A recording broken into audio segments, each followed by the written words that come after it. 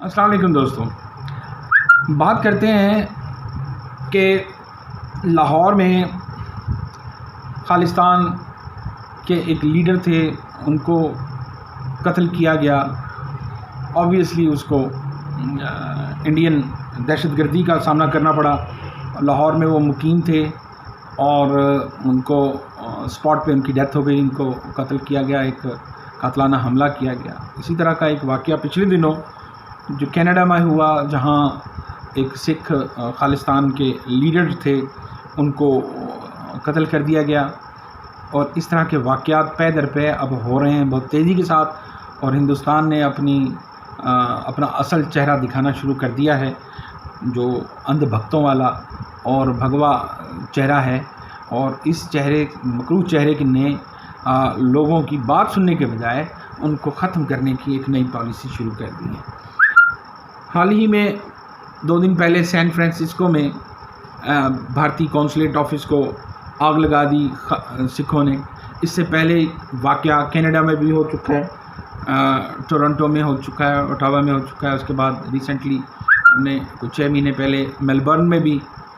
اس طرح کا واقعہ سنا کہ وہاں بھی کچھ انہوں نے بھارتی قونصلیٹ کے اوپر اپنا فلیگ لگا دیا تھا۔ لنڈن میں بھی واقعات ہوئے کہ انڈین فلیگ اتار لیا گیا، نوچ لیا گیا۔ بات یہ ہے کہ یہ جو احتجاج ہے وہ کسی بھی قوم کا حق ہے۔ یہ اندھ بھگ چاہتے ہیں کہ ہم اس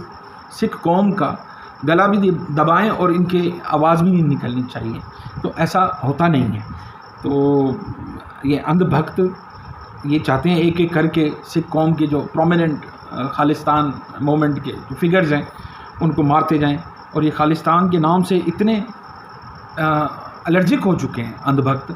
یہ بھارتیہ جنتا پارٹی اور RSS کے جو بھگوے ہیں، یہ خالصتان کے نام سے اس طرح اب بالکل ان کو ڈپریشن ہونے لگتا ہے۔ یہ نہیں جانتے، ان کو تاریخ نہیں بتائی گئی کہ خالصتان کا سب سے پہلے جو ذکر کیا گیا ہندوستان میں وہ 1929 میں کیا گیا، جب ڈاکٹر ویر سنگھ بھٹی نے سب سے پہلے یہ آئیڈیا پیش کیا خالصتان کا۔ اور کیوں نہ کرتے، سکھ ایک قوم ہے اور سکھ کی اپنی ایک ریاست تھی جو مہاراجہ رنجیت سنگھ کے ٹائم میں، اور وہ ایک بہت بڑی ریاست تھی جو کہ پھر بتدریج ختم ہو گئی۔ لیکن قوم کا حق ہے کہ وہ اپنے احیاء کی، اپنی شناخت کی، اپنے کلچر کی، اپنے مذہب کی، اپنی روایات کی حفاظت کرے، اور اس کے لیے انہوں نے اپنی بات چیت کی۔ 1929 میں ڈاکٹر ویر سنگھ بھٹی نے یہ بات کی، اس کے بعد یہ چلتی رہی، ان کے سکھ لیڈرشپ میں باتیں گوروں سے بھی جاری رہیں۔ اور لیکن 1947 میں آ کے ماسٹر تارا سنگھ کو گاندھی جی نے اور اس وقت کے جو دیگر لیڈرز تھے انہوں نے یقین دہانی کرائی کہ ہم ہندوستان کے ساتھ، آپ ہمارے ساتھ رہیں، اور ہندوستان میں آپ کو فائنلی ایک نیم خود مختار ریاست دی جائے گی جہاں سکھ اپنے حساب سے، اپنے طریقے سے رہیں گے۔ لیکن یہ وعدے پورے نہ کیے گئے اور اس طرف کوئی کنکریٹ سٹیپس نہ اٹھائے گئے۔ یہی وجہ تھی کہ جب امبیڈکر نے کانسٹیٹیوشن بنایا تو سکھ قوم نے مشروط کنڈیشنلی اس کے اوپر سگنیچر کیے، اور اپنے حقوق کے بارے میں انہوں نے بار بار مانگیں کی اور ان کو یاد دلایا کہ یہ آپ نے بھولنا نہیں ہے۔ اس کے بعد ہم دیکھتے ہیں کہ بہت بڑا واقعہ ہوتا ہے 1984 میں، جب سکھ جینوسائیڈ ہوتا ہے۔ اس سے پہلے بھی دیگر مواقعوں پہ ہر 5 سال، 4 سال، 6 سال، 7 سال کے بعد سکھ مختلف قسم کی موومنٹ چلا کے اور اپنے غم و غصے کا اظہار کر کے اپنے لیے پنجاب کے اندر خالصتان کی مانگ کرتے رہے، جو کہ ہندوستان کی جو لیڈرشپ تھی وہ ان کو ٹہلاتی رہی، اور یہ ٹہلانا بالآخر 1984 تک آ گیا، جہاں سکھوں کا بہت بڑی تعداد میں ہزاروں سکھوں کا قتل عام کیا گیا، اور ان کو بعد میں سنت جرنیل سنگھ بھنڈرانوالا والا واقعہ ہوا۔ انہوں نے ان کی مذہبی مقامات کی کافی وہاں پہ توہین کی انڈین آرمی نے، اور آرمی نے جینوسائیڈ کیا ان کے جو مذہبی اکابرین تھے، ان کے لیڈرز تھے، ان کو قید و بند میں رکھا، اور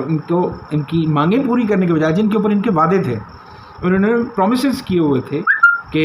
جو ہے دلی سکھوں کو ایک نیم خود مختار انڈیپینڈنٹ اسٹیٹ دے گی. یہ دینے کے بجائے اور دیکھیں سکھوں کا کہ آج تک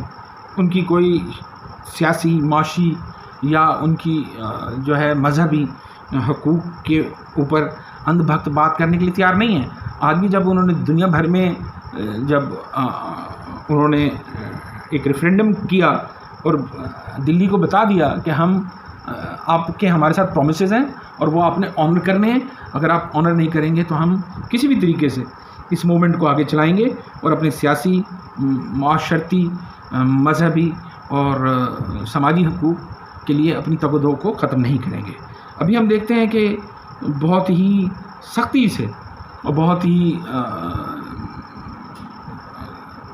جابرانہ طریقے سے اور بہت فستائیت کے ساتھ انڈین گورنمنٹ سکھوں کو ڈیل کر رہی ہے اور ان کو دنیا بھر میں ان کی جو بھی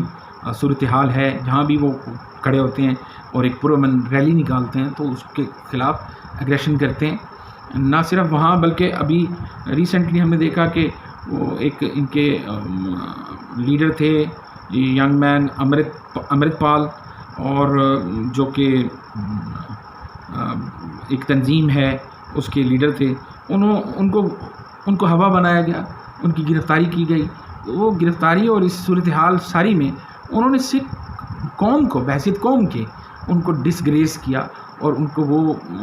ذلت دکھائی کہ ذرا بھی اگر آپ سر اٹھاؤ گے تو ہم کچل دیں گے اور آپ کو برداشت نہیں کیا جائے گا. یہ جو طریقہ کار دلی نے اختیار کیا ہے وہ اب زیادہ دیر تک چلنے والا نہیں ہے، کیونکہ یہ قوم اب اپنے طور پر طے کر چکی ہے کہ وہ کچھ بھی ہو اپنے حقوق کے لیے اور اپنی شناخت کے لیے، اپنے مذہب کے لیے اب کسی بھی سودے بازی کو قبول نہیں کریں گے اور ہر طرح کی قربانی کے لیے وہ تیار ہیں.